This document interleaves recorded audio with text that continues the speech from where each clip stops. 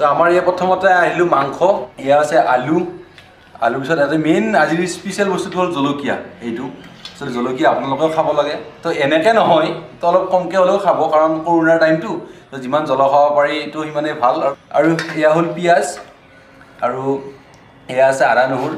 আৰু আপোনালোকে জানে মই বিশেষ মছলা এড নকৰোঁ, আৰু মই তেলো খুব কম খাওঁ, কিন্তু আজি খানা বুলি তো অলপমান খাম। তো আপোনালোকক দেখাব ওলাইছোঁ, তো আপোনালোকে চাই যাব। এভৰিৱান, স্বাগতম জনাইছোঁ মোৰ ছেকেণ্ড চেনেল লুকু লাইফষ্টাইল ব্লগ।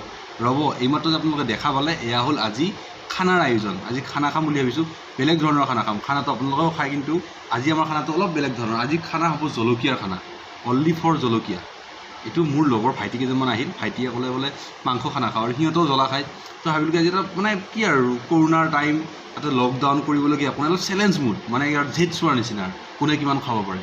তো মই আপোনালোকক ক'ব ওলাইছোঁ যে ঘৰত এইটো ট্ৰাই কোনো নকৰিব, সৰু সৰু ল'ৰা ছোৱালী হওক বা ডাঙৰেও নকৰিব যদি নোৱাৰে। আৰু পাৰিলে কৰক, পাৰিলে ময়ো আছোঁ, আহি যাওক।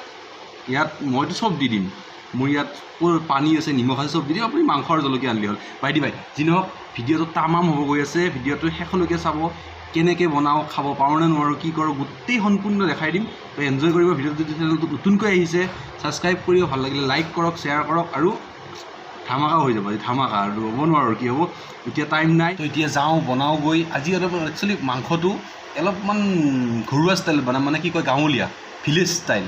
তো মনটো অলপমান ইছু বিচাৰৰ ভয়ো লাগি আছে, ইমান জলকীয়া খাব পাৰিম নে। তাতে লগত একপোৱা জলকীয়া, আৰু লগত ভীম জলকীয়াও আছে। নিজৰ অলপ হেৰি লাগি আছে। তো আপোনালোকে গোটেই ধুনীয়াকৈ চাব, আৰম্ভণিৰ পৰা কেনেকুৱা ষ্টাইলত মই কি কৰি বনাওঁ। আপোনালোকেও এইটো বনায়, কিন্তু এইটো অলপ ইউনিক হ'ব, চাই থাকিব। প্ৰথমতে দিলোঁ অলপমান নিমখৰ পিছত দিলোঁ অলপমান পিঁয়াজ,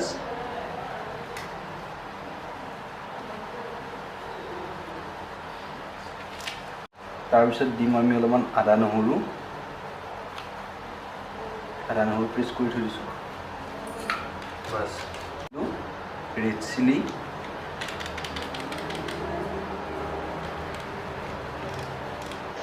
তাৰপিছত দিম অলপমান হালধি, মানে আমাৰ ৰংগুড়া, গৰম মছলা,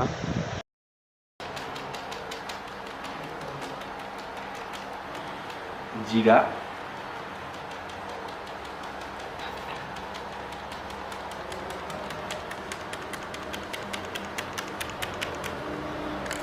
অলপ দি দিলোঁ তেল। এতিয়া আমি সানিম।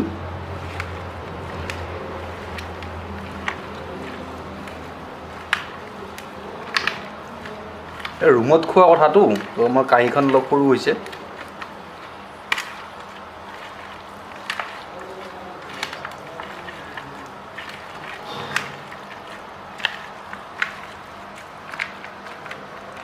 এতিয়া আমি এইখিনি আধা ঘণ্টাৰ কাৰণে ফ্ৰিজত ৰাখি দিম। চ' আমাৰ আধা ঘণ্টা হৈ গ'ল, আৰু মাংসটো বৰ ধুনীয়াকৈ মেৰিনেট হ'ল, আৰু লৌৰাত তেল দিছোঁ, তেল গৰম হৈছে।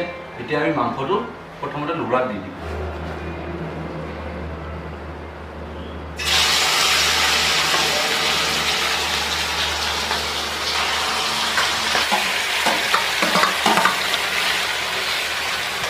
ব্ৰইলাৰৰ মাংস বেছি লাৰিব নোৱাৰি, চ' অলপ লাৰিলোঁ, আৰু আলু আৰু পিঁয়াজ দিলোঁ। দি এতিয়া এনেকৈ অলপ লাৰি আমি অলপমান টাইমৰ কাৰণে মাংসটো থৈ দিম, তাৰপিছত বাৰু দেখাই আছোঁ।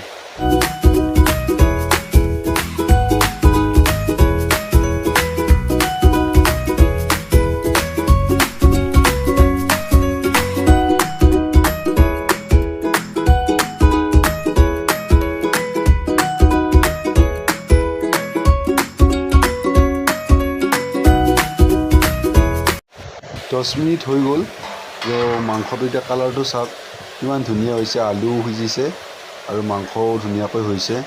আৰু আপোনালোকে কমেণ্ট কৰি জনাবচোন কালাৰটো কেনেকুৱা হৈছে, যদি কাৰো জিভা পানী নপৰিলে হ'ল। আৰু এতিয়া আমাৰ ফাইনেল সময়টো আহিল, যিটো সময়ৰ কাৰণে আমি ৰখি আছিলোঁ।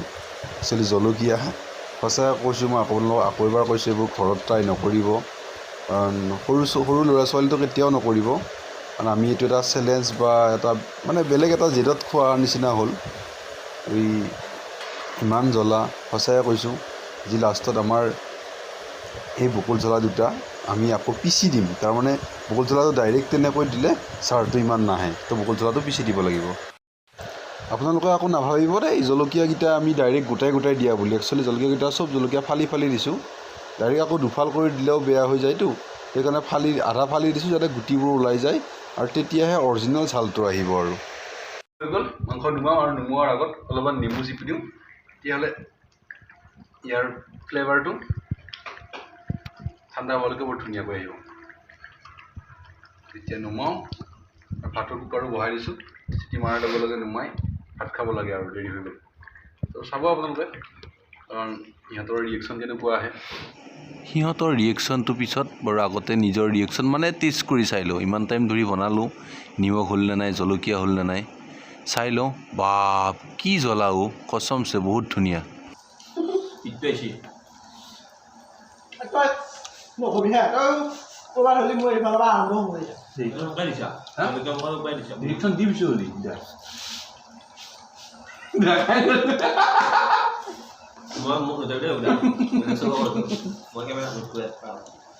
আমাৰ ফাইনেলি খানা ৰেডি। এনেকুৱা জ্বলা অৱস্থা কাহি বেয়া, তো গোটেইকেইটাৰে অৱস্থা বেয়া হৈ আছে, কিন্তু বহুত ধুনীয়া, বহুত টেষ্টি হৈছে, বহুত টেষ্টি। সঁচা কৈছোঁ, কৰোণা আৰু নহয় কমচে কম নে কি কৰোণা হ'ব।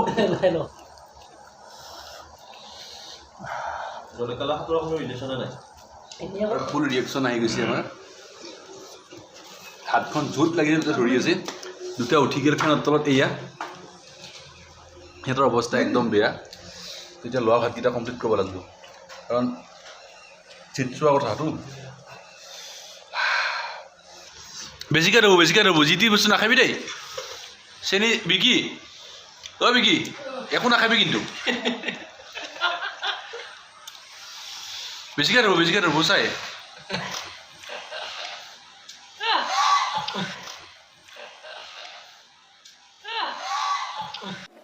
Thank God for my reefer, man. That shit good.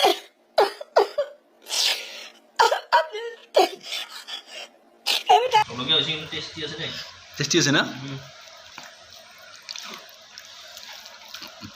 আগতে খাইছিল নে এনেকুৱা জলকীয়া? নাই।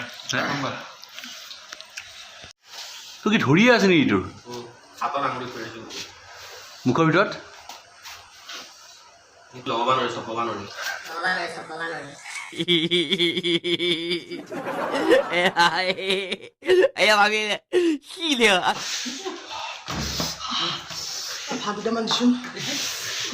হৈছে নেকি বিকি?